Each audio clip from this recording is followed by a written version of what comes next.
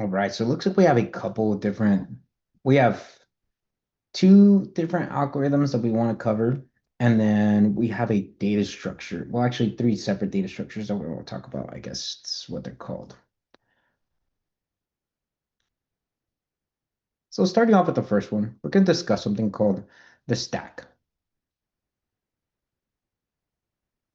So the stack is the concept of last in, first out. And the way I like to think about it is kind of like a stack of pancakes, right? Where quite literally, as I'm adding things into a container, all right, let's say this is my beak here, my nice little container. As I continue to add more and more into this beak, well, if I wanted to take out stuff from this container, I would have to take out from the very top, where one would come out, then the next, then the next, and then I could finally get to my favorite, the very bottom. This here is called a stack. Now, a common use for this would be something like a valid parentheses method, or let's say that you want to make sure that there's something where matching values are stored inside of a string. Well, what you can do is for every initial part of that value that's found, you would add it into the stack. All right, so you continue adding a value into the stack, and then every time you find a closing value, you would take something out of the stack.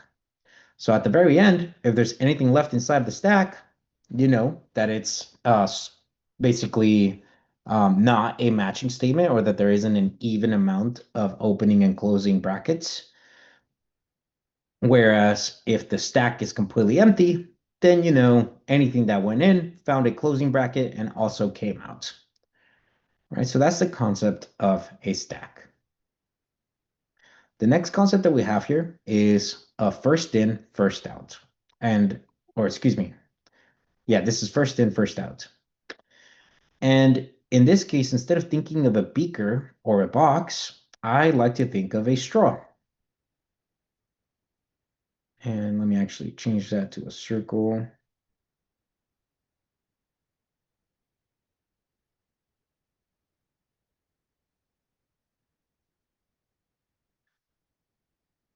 All right, so there's my handy dandy straw. If we want to get into some popular discussions, right, we could discuss how many holes a straw has. Does it have one hole or does it have two holes? Well, in this case, I would say that the straw only has one hole. And just like we discussed, this is the concept of first in, first out. Let's say I have multiple items here.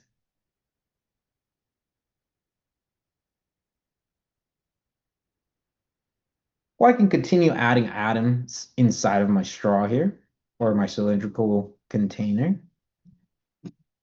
But when I want to remove items, items wouldn't be removed from the top, they would be removed from the other side, meaning that this item would populate out, then the following, and then the following. All right, so first in, first out. Because this was the first item in, this has to be the first item out. This is more of a straw, whereas this is a beaker. We have first in, last out. Only one way to get in and out, and that's through the top.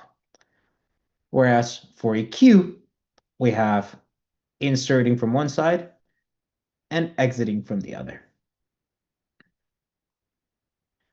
Now, stacks and queues are very similar. Stacks enforce the last in, first out. Queues enforce first in, first out. They're pretty interchangeable whenever you're working with algorithms. They work almost the same.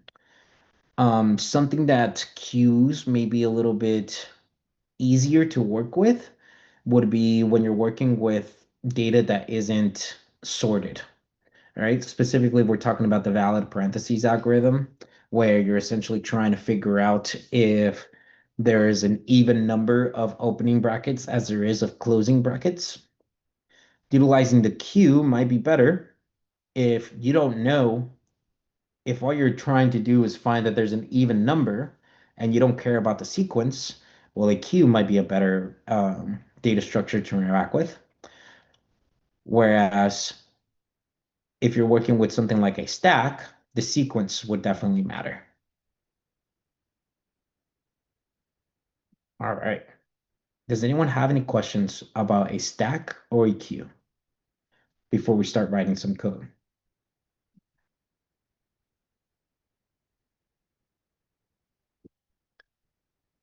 All right. Doesn't seem like we have any questions, so let's go ahead and start here. Let's annotate a couple of information. Oh, go ahead, Tom. Sorry, I was trying to get to it quicker. Um, memory, consecutive memory location. Are they both consecutive for stacks and queues, or does it just find the closest available address? When it comes to memory locations, we're actually going to make it into a class. So memory location is just going to find the very first available address to place it in as. And when it comes to space complexity, like how much space is actually going to be occupying, because of the fact that we're turning it into a class, it's going to occupy a minute amount of space. If you try to implement this as just a pure list, then it would occupy a considerable amount of memory in comparison to creating it as a class. I believe that was your question. Did that actually answer it?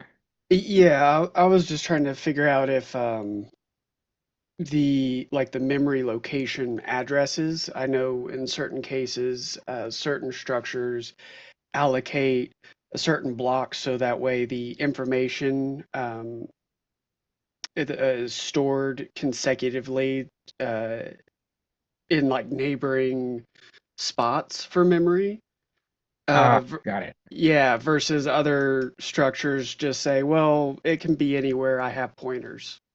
Yeah, so in this case, in all three data structures that we're going to be talking about, they can be anywhere, and we're going to reference the majority of our links through pointers. Got it. All right. So here's our stack. Our stack is actually going to enforce the FILO, which is first in, last out. And we could think about this as a beaker with 1 point of entry and 1 point of exit, meaning the same point. All right. If we actually write this out, we're going to go into implementing this in some code. I have my class of stack, where my class of stack wouldn't inherit from anything. It would have an init method where I have self, and then I just have my base, where my base is equal to some parentheses. Now in here, I have a couple of methods, such as push, which is going to take in self, pass. I have my method, which is going to take in pop. And then I have a method which is going to take in peak.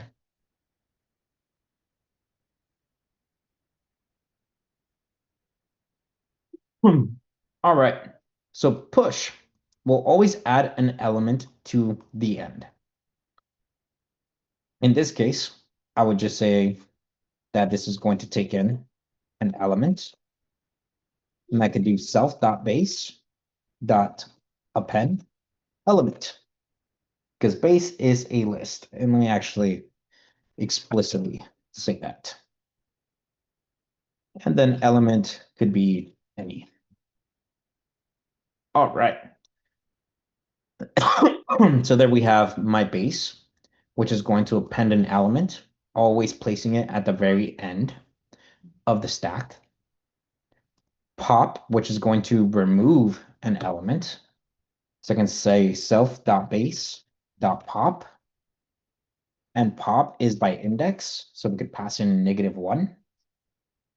And we could even add some logic here. We can say if self.base, because we want to make sure that there's actually something in there.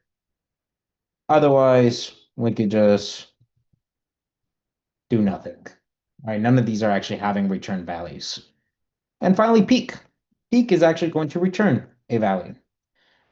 Its value may be of any or none. And basically what we're going to do is we're going to take a look at the very last index. So here we're just going to simply print self.base at index -1. All right, so we could add this here. It looks like I'm getting a little bit of an error. It's coming from any, which is not defined. So we could always just take off this any, and I'll just take off all the typecasting. That way it doesn't run into any issues here. All right, there you go. So this was actually able to compile. We have our class of stack, and now we can actually generate our stack. All right, let's add some code that would do this information. So let's do my string, which I will set to my string. I can start my stack. I can say for character in my string. I want to stack dot append, or excuse me, dot push. I'm going to pass in the character. And I'm also going to stack dot peak.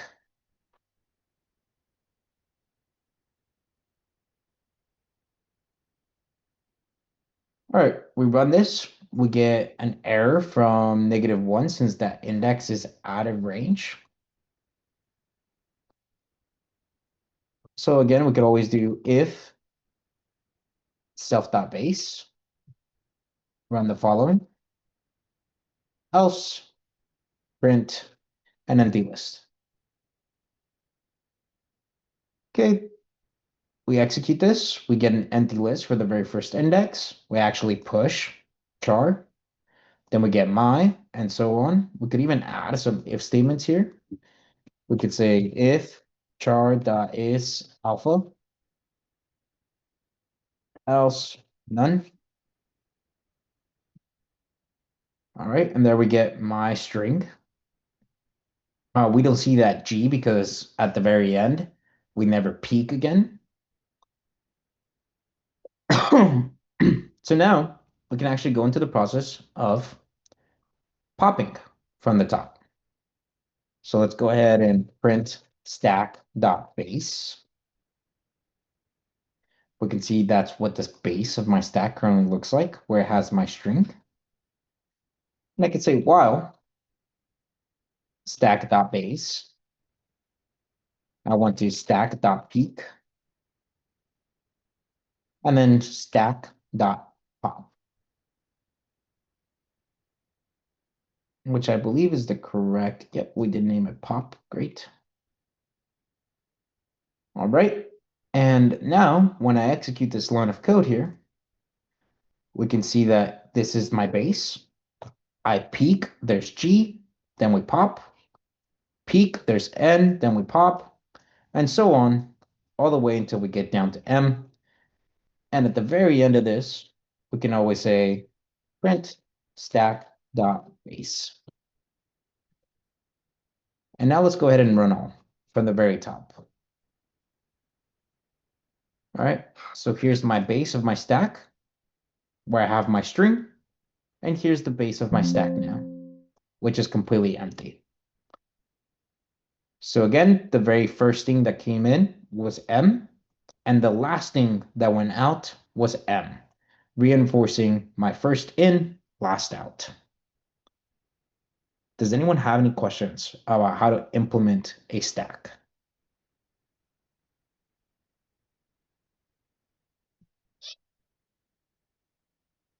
All right, it doesn't seem like we have any questions. So let's dive into implementing a queue. So a queue, in this case, a queue enforces FIFO,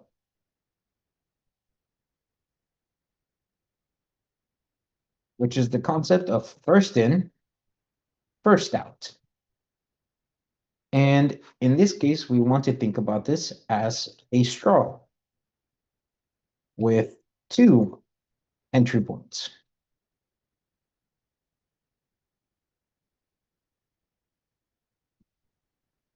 where elements move through the entry points. And the logic for a queue is going to look very similar, but the naming conventions are gonna be a little bit different. So let's go ahead and start some code here. I'm gonna make my class of queue, which is going to be FIFO.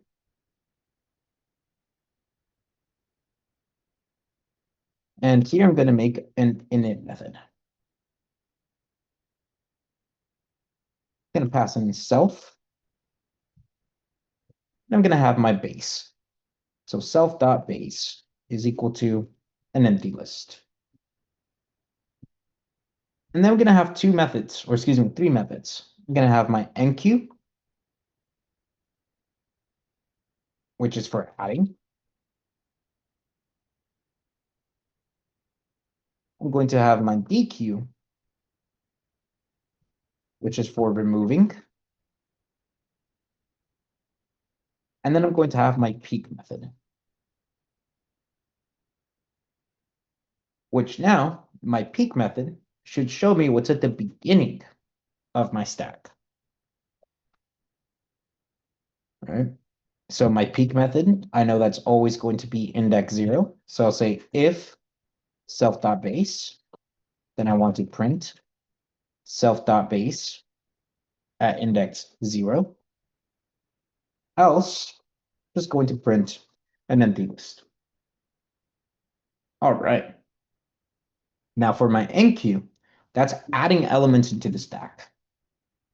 Well, elements being added into the stack will always work the same, right? I can say, hey, elements being added into a stack will just be self.base dot append element. My dequeue method is where things start to change. I'll say self.base dot pop, and now I'll dequeue by popping index 0. And again, this is going to be if self.base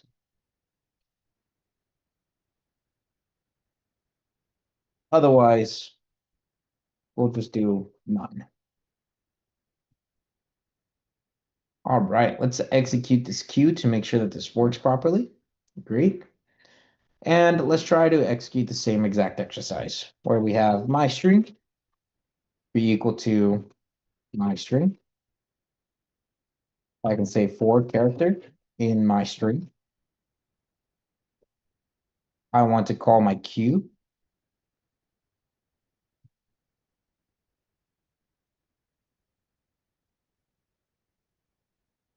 So I'll say queue.enqueue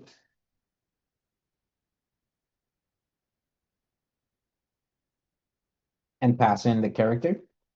And I'll also peek. Finally, at the end of this, I'm just going to go ahead and print queue.base. Okay, so there it executes. You can see that the entire time we have M. I did forget to add that if statement. So I'll say if character is alpha, else none. There you go. So there is my string. The base has been added. But notice that peek is always aiming at M because that is index 0. Well, now we want first out. So I can add a while loop here saying while q.base, I want q.dequeue to be happening. And then I'm going to q.peek.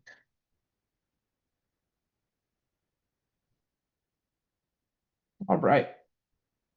So now when I execute this line of code, it starts off with M. After M has been removed and moves down to the Y. Then so on, it gets S, T, R, all the way down until we're back to an empty queue. All right. Again, we got LIFO, which is coming from the stack, or excuse me, FILO, which is coming from the stack, which is first in, last out.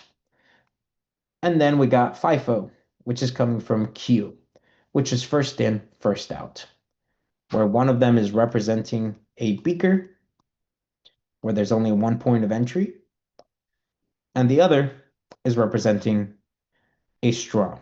Whereas elements are coming in, they're also able to exit through the other side. All right. Does anyone have any questions about how to implement a queue or a stack?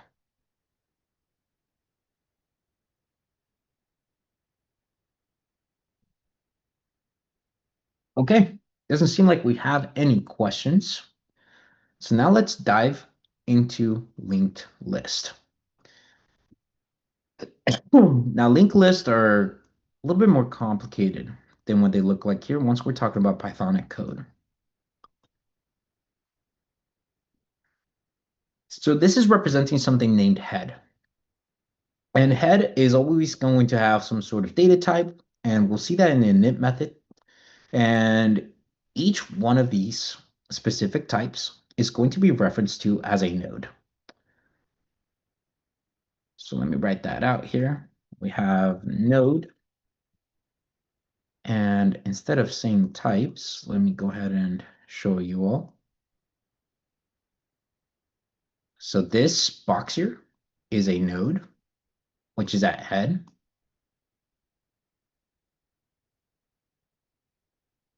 Which is connected to another node that has both of these attributes of data and next.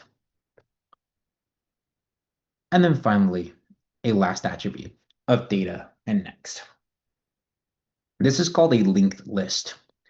And this is going back to something that Tom brought up earlier, where we have a next attribute within a node. That next attribute is going to be holding a memory address as a pointer, where each node is pointing to the next one, just like a chain would. All right. Now, when we're implementing this in Python code, this is just another way of representing a list, but it works a lot faster, a lot more efficient because it's working inside of memory allocations. And it also forces us to do really complex algorithms for searching information. So we'll see how this works here shortly. So currently, right now, what we need is going to be two classes. We're going to need a class of node and a class of linked list. So let me go ahead and establish that. So I have my class of node, where this class of node should have an init method. This init method should take in self, data, which I'm going to need data, and next, where next I'm going to default to none. And instead of next, because that's a keyword, I'm going to place nxt. All right. And then I can just say self.data is equal to data, self.next is equal to next. All right. There's the representation of the node itself. Well, now a linked list just needs head. So this is going to be a class where we have our linked list. It's going to utilize composition to hold nodes inside of it. So I'll say self dot, or excuse me, self. Why did I put self? So to be def, there you go. Where we have init, we take in self, data, and that is going to be it. And here we're going to build a head. So I'll say self.head is equal to node where we have data being passed in. All right. Let's make sure that both of these can compile correctly. And let's write a line of code here. Let's do a class, or excuse me, let's write my list is equal to linked list, where I'm going to be passing in the value of 1. And now, let's go ahead and take a look at my list dot head.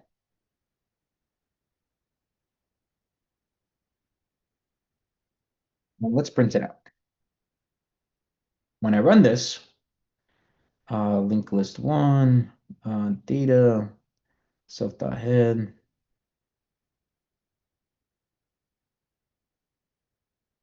What position argument are you missing? Next. Oh, there you go.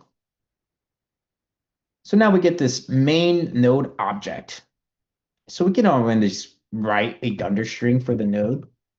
Let's do def str, where def str is going to be an f string, excuse me, self, and it's going to return an f string, where this f string is going to have value, which will be self.value, or data, I'm sorry. And it's going to have a next attribute, which will be self.next. We compile that, everything runs, I execute this, and now I get value, which is of 1 and next. This is where things start getting a little tricky. Now we have to actually build this chain, which is adding more values towards the end. Well, the very first one can be somewhat simple. Let's do insert, which is where we're going to add any value. So I'll say self and data. This insertion is going to be where new node is equal to node, and we pass in data. And maybe we could just attach it to the head. We can say head.next is equal to new node. All right, so there's my new node value. So I execute that. Great. I execute this. This is still going to be the same.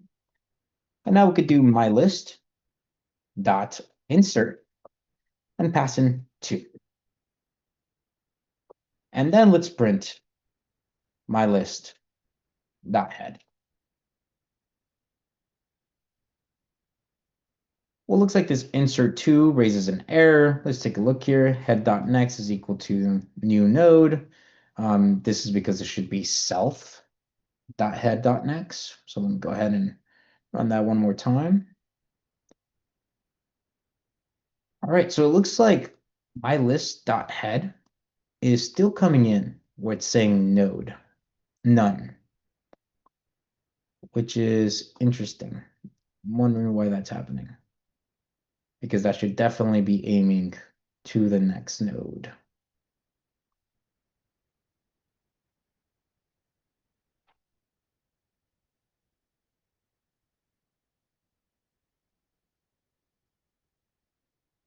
Interesting.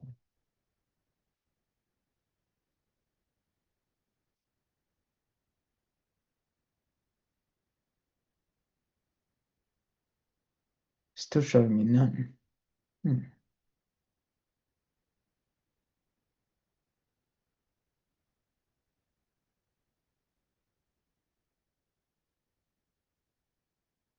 What's up top?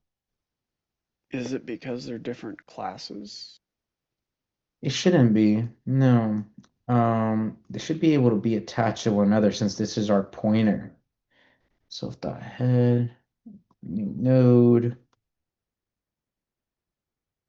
Let me print this new node to make sure that worked correctly.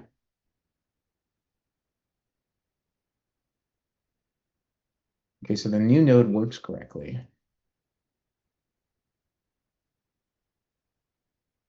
Aha. Yep, that might do it. I'm surprised it didn't raise an error. There you go. Syntax, important. There you go. Thank you so much. Let me go ahead and remove all those dirty print statements now. And then run that. And now we can see that there's an attachment where we have our current value. And then our next is leading us to the value of 2. So we may think, oh, okay, well, the insert method is actually pretty easy to implement. All I have to do is access head. But what happens if I do my list dot insert and pass in the value of 3?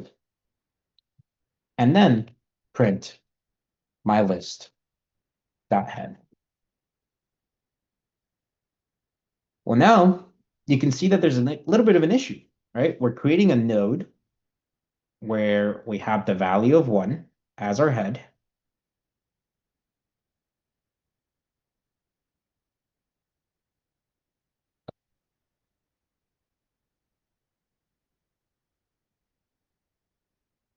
We then have a node that holds a value of 2. And then we have a node that holds the value of 3. But currently, in my method for inserting, I'm directly inserting to the head. I'm saying, hey, here, I want to insert 2. So it's grabbing it over. And then when I create a new node for 3, I'm still grabbing head and connecting it to 3. So this isn't the right logic to be able to attach a new node. Instead, what I want to say is if self.next is not none, so in the case it is not none, then I want to return, and this is kind of where we go into the recursive process. We could always do this with the while loop. So I'll say while self.next is not none, and I can say create a current, which is equal to self.head. So while current.next is not none, then I want to iterate. I want to say current dot, or current is equal to current.next. Now, the moment that current.next is none, I want to break out of my while loop and set current.next. And I'm spelling it out again instead of just putting NXT. So this was going to break. And make that equal to my new node. Now with this logic, I should have a different outcome. Now we can see we have 1, 2, and then 3 as we continue. So how's this logic working?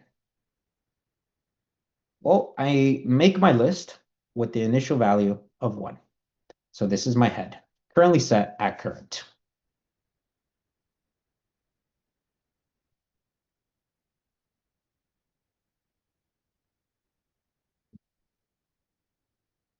And then I ask, hey, is the value of current.next not none? Well, actually it is. Currently, I'm not attached to anything. So I insert 2 as my new node. Then I call my method again of insert 3, where insert is the value of 3, where my new node is of 3. And it runs it again. All right, so current is at the value of 1, which is self.head. I say, is not none? Well, in this case, it is not none. So I'm going to iterate. I'm going to say current is equal to current.next. So I move over to node number 2. Now I ask, hey, is node number 2 not none? Well, actually, node number 2 isn't attached to anything, so it is none. I break out of my while loop, and I attach node number 2 to node 3. And that's how I get all of these attachments, and I'm actually able to insert new values into my list. Does anyone have any questions about how this insert method is working?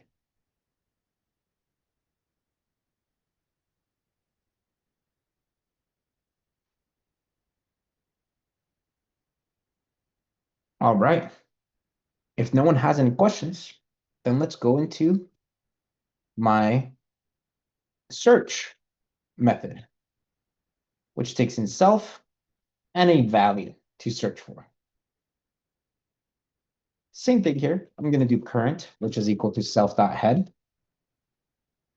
If I find the value, I want to return that node and along with all the linked lists that are placed into it. So I'll say while current dot next is not none, then at some point I want for current to be equal to current dot next. If it goes through and nothing is found, I'll return none, right? Because it's not going to find it. But in the case that I do find it, well, I'll have to ask if current dot value, or excuse me, dot data, which is what I named it within the node. If current dot data is equal to the value I'm looking for, then I want to return this node, which is current. Okay, so I run the process. I still have 1, 2, and 3. So here's my node of 1, 2, and 3. If I want to actually utilize this block of code now, and I apologize, my Jupyter notebook seems to be freaking out. So if I want to utilize that block of code now, let's do something like my list dot search, and I want to search for the value of 1. I'm actually going to print this out so we can see that statement. Okay, I get an error. So linked list object has no value named search. I definitely did name it search, but let me make sure that it's up to date. Okay, there you go. So I was able to find the value of 1 and it returned the entire linked list.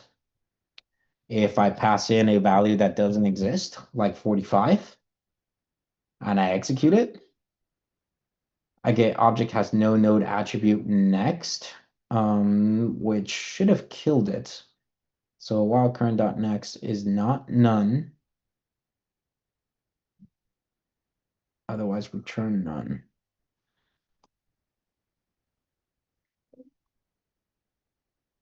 Interesting. I wonder why this isn't breaking it.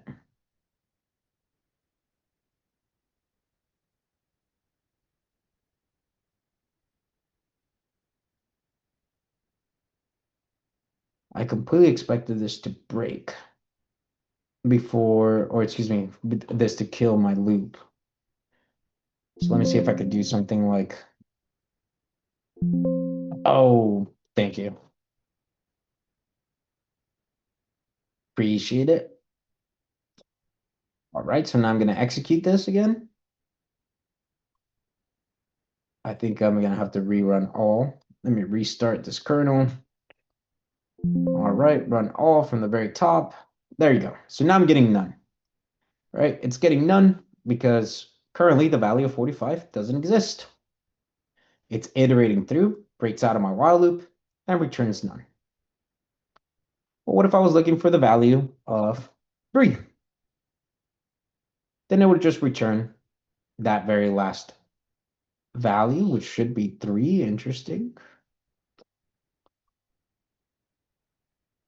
So maybe I should do this check prior to. Wow, current.next. Let's see, it's killing it too early when it comes to that last node.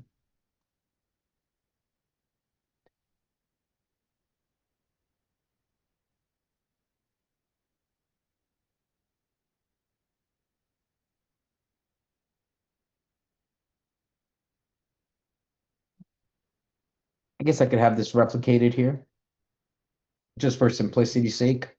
This is definitely not the best way of doing it, but it should work.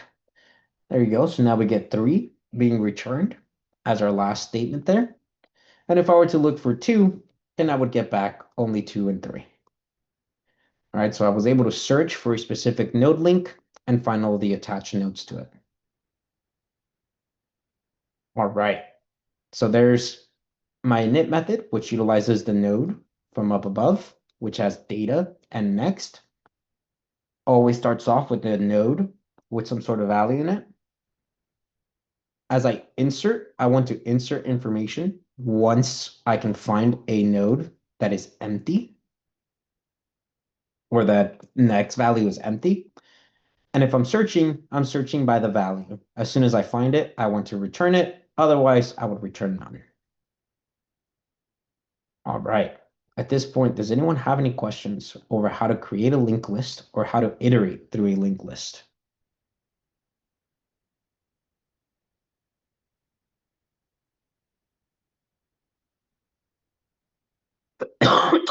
Linked lists can get very complicated, and linked lists are actually really good data structures to practice recursion with. There's one specific problem, such as sorting. If you want to sort a list, you're going to have to do a linked list. You'll have to do that with recursion. So that might be a good algorithm to look into after this class. All right. Today, we covered in our data structures lecture, we covered stacks, where stacks live by LIFO, which is last in, first out. We covered queues, which is FIFO, first in, first out, where stacks are representing a container with only one point of entry, and queues are representing something like a straw with 2 points of entry. Finally, we went to a linked list where every node is attached to the next node, and head is representing the parental node. The insert methods inserts additional nodes once the next value is set to none, and the search method looks for the data within each node to find a matching value. At this point, does anyone have any questions over any of the material we covered today?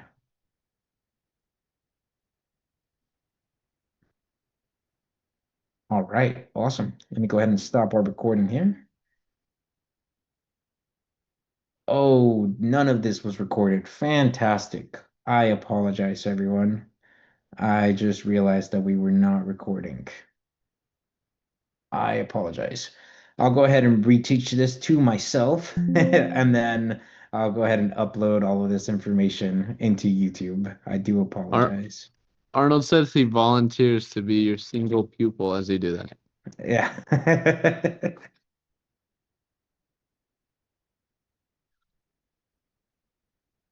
Oh, that's perfect. If you could send that to me through Slack, that would be fantastic.